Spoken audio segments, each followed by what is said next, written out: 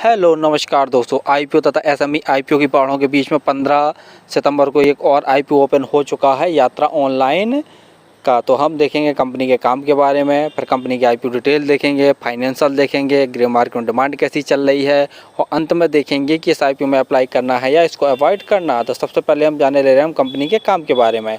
तो यात्रा ऑनलाइन सबसे बड़ी कॉर्पोरेट सर्विस प्रोवाइडर है।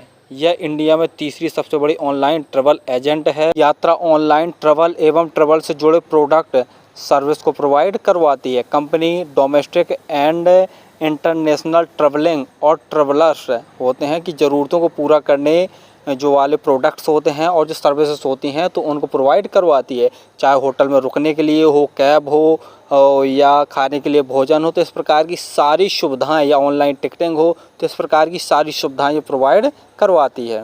कंपनी देखा जाए तो डोमेस्टिक तथा इंटरनेशनल एयर टिकटिंग की सुविधा भी प्रोवाइड करवाती है। उसके साथ में देख लिया जाए तो बस टिकटिंग हुआ, रेल टिकटिंग हुआ, कैब बुकिंग हुआ, और उसके साथ में देख लिया जाए तो होटल और होम स्टे की व्यवस्था भी ये प्रोवाइड करवाती है। यानी इस प्रकार की सुविधाएं प्रोवाइड करवाती है। और साथ में देखा जाए तो इसके 1,05,600 से ज़्यादा होटल्स हैं जो कॉन्टैक्ट बेस में है, जो कि 1490 सिटी में फैले हुए हैं। यानी काम देख लिया जाए तो काम कंपनी का बहुत बढ़िया। आप एक बार घर से निकलिए, इन्हीं की वेबसाइट में आप चले जाइए तो टिकटिंग से लेकर रहने, खाने पीने, घूमने तक की व्यवस्थाएं, सारी व्यवस्थाएं यह करवाती है। चलिए अब देख रहे हैं हम आईपीओ की डिटेल के बारे में। आईपीओ जैसा देख रहे हैं 15 सितंबर को ओपन हो चुका है और इसकी अंतिम डेट 20 सितंबर है अप्लाई करने के लिए।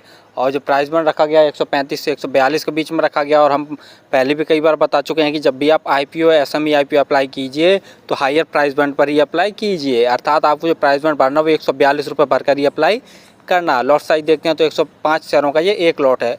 अगर आईपीओ का टोटल इशू साइज देखा जाए तो 775 करोड़ का टोटल इशू साइज रखा गया। इसकी लिस्टिंग एनएसई तथा बीएसई दोनों पर होगी। और रिजर्वेशन देखे ले रहे हैं तो जो एंकर इन्वेस्टर है इनके लिए रिजर्वेशन 45% जैसा है। क्यूआईबी के लिए रिजर्वेशन देखते हैं तो 30% का है। और एनआईआई के लिए रिजर्वेशन देखते हैं तो 15% का। और रिटेल भाइयों के लिए बहुत कम रिजर्वेशन रखा गया, सिर्फ 10% जैसा ही रिजर्व रखा गया रिटेल भाइयों के लिए। उसका भी एक कारण है कि जब भी कोई कंपनी ये देखा जाए तो 10% जैसा ही अगर रिजर्वेशन रखती है तो उसके फाइनेंशियल कुछ ना कुछ गड़बड़ रहते हैं। तो जैसे हम फाइनेंशियल में देखेंगे कि इसके ने जो रिजल्ट दिया है 2021 से 2022 में, तो कंपनी लॉस में ही थी। इसके कारण रिटेल भाइयों के लिए इतना कम रिजर्वेशन रखा जाता है ताकि उन्हें ज़्यादा लॉस ना हो। और जैसा हम बता ही चुके हैं कि जो आईपीओ है 15 सितंबर को ओपन हो चुका है। जो क्लोजिंग डेट है वो 20 सितंबर रखी गई है। बेसिक अलॉटमेंट जैसा देख रहे हैं कि 25 सितंबर को आपको पता चल जाएगा शाम तक। और यदि 25 सितंबर आपको पता नहीं चलता है तो 26 सितंबर तक आप शाम तक वेट कर लीजिए। और जो क्रेडिट और डेबिट संबंधी मैसेज होते हैं उनसे ही पता चल जाता है। यदि आपके अकाउंट में पैसे क्रेडिट हो जाएंगे तो समझ लीजिए कि आपको आईपीओ अलॉट नहीं हुआ। यदि आपके अकाउंट से पैसे डेबिट हो जाएंगे तो समझ लीजिए कि आपका आईपीओ अलॉट हो गया। और यदि आपको आईपीओ अलॉट नहीं होता है तो 26 सितंबर तक आपके पैसे रिटर्न वापस आ जाएंगे। और जो लिस्टिंग डेट रखी गई है वो 29 सितंबर रखी गई है। और यदि आपको एक लॉट में अप्लाई करना तो उसके लिए लगभग आपको 14,910 रुपये खर्च करने पड़ेंगे। और एचएनआई कैटेगरी में करना चाह रहे हैं तो उसके लिए आपको 2,08,740 रुपये खर्च करने पड़ेंगे। कंपनी का पीई देखा जाए तो 205 है। यानी देखा जाए तो ये हायर वैल्यूएशन पर अपने आईपीओ को लेके आई हैं। जो प्राइस बैंड रखा गया बहुत महंगा है, जैसा आप देख रहे हैं कि पीई 205 है। और आईपीओ आने के बाद देखा जाए तो 289 हो जाएगा। यानी बहुत महंगा रखा गया है इनका जो प्राइस बैंड रखा गया है। और आरओई देखते हैं तो 18.1 तथा आरओसी देखते हैं तो 26% है। यानी आरओई और आरओसी दोनों ठीक ठाक है। लेकिन जो वैल्यूएशन है वैल्यूएशन बहुत महंगी है। फाइनेंशियल देख ले रहे हैं, लेकिन उसको देखने से पहले आप मेरे चैनल को तो सब्सक्राइब कर लें ताकि आपको समय समय पर शेयर मार्केट संबंधी जानकारी, आईपीओ संबंधी जानकारी तथा एसएमई आईपीओ संबंधी जानकारी मिलती रहे। तो जैसा फाइनेंशियल में देख रहे हैं जो कंपनी के एसेट्स हैं बहुत ही स्लोली ग्रोथ कर रहे हैं। रेवेन्यू देखते हैं तो मार्च 2021 में देखा जाए तो जो टोटल रेवेन्यू था कंपनी के 143 करोड़ था लगभग। मार्च 2022 में बढ़कर 218 करोड़ का टोटल रेवेन्यू हो गया। मार्च 2023 में 397 करोड़ का टोटल रेवेन्यू हो गया। यानी टोटल रेवेन्यू में देखा जाए तो साल दर साल काफ़ी अच्छी ग्रोथ देखने को मिल रही है। प्रॉफिट आफ्टर टैक्स देखते हैं तो मार्च 2021 में कंपनी को 118 करोड़ का नेट लॉस हुआ था। मार्च 2022 में देखा जाए तो 30 करोड़ का नेट लॉस हुआ था। मार्च 2023 में देखा जाए तो कंपनी लॉस मेकिंग से प्रॉफिट मेकिंग बन गई है। लगभग 7 करोड़ के आसपास कंपनी ने नेट प्रॉफिट जनरेट किया। नेटवर्थ देख रहे हैं तो थोड़ा थोड़ा ही ग्रोथ कर रही है और कंपनी के पास रिजर्व है नहीं है। वहीं बोरोइंग देख ले तो कंपनी की 2021 में 13 करोड़ की बोरोइंग थी और मार्च 2023 में देखा जाए तो 153 करोड़ की टोटल बोरोइंग हो गई है, जो कि थोड़ा सा ज़्यादा है।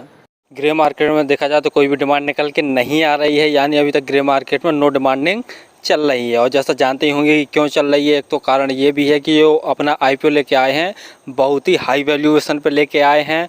और दूसरा ये कि अभी जैसा देख ही रहे हैं कि 2021 तथा 2022 में कंपनी ने लॉस ही जनरेट किया, 2023 में ही प्रॉफिट मेकिंग कंपनी बन पाई है। तो जिसके कारण देखा जाए तो ग्रे मार्केट में कोई भी डिमांड निकल के नहीं आ रही है। फाइनली हमने देखा कि जो कंपनी का काम वो तो बहुत बढ़िया, जैसा जानते होंगे ऑनलाइन टिकटिंग से लेकर आपको रहने खाने और जो कैब की व्यवस्था है, कैब के साथ में जो आपका बस बुकिंग की व्यवस्था, तो सारी ये सुविधाएं हैं जो प्रोवाइड करवाती है। यानी आप एक बार इनकी जो यात्रा ऑनलाइन वेबसाइट है में विजिट कर जाइए, आपको रहने खाने घूमने फिरने यानी हर चीज़ की व्यवस्थाएं आपको उपलब्ध मिल जाएंगी। यानी कंपनी का काम तो बहुत दमदार है।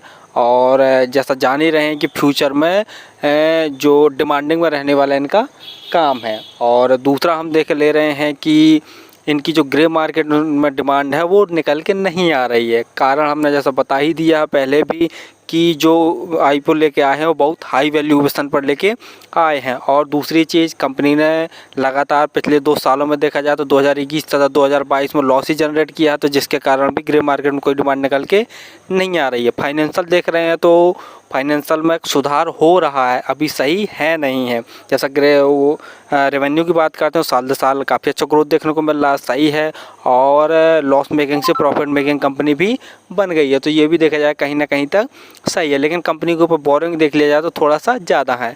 तो फिलहाल तो मेरी सलाह यही रहेगी कि इस प्रकार के आईपीओ से दूर ही रहें, क्योंकि इसकी ग्रे मार्केट में कोई डिमांड निकल के नहीं आ रही है। दूसरी बात, बहुत हायर वैल्यूएशन पर ये अपने आईपीओ को लेकर आए हैं। तो मैं तो फ़िलहाल इस आईपीओ में अप्लाई नहीं करूंगा और आपको भी यही कहूँगा कि इस आईपीओ को अवॉइड ही करें। और फिर भी अगर आप आईपीओ में अप्लाई करना चाहते हैं तो एक बार स्वयं कैलस ज़रूर कर लिया करें, या आपके जो फंडामेंटल एडवाइज़र हैं उनसे सलाह ज़रूर ले लें। धन्यवाद।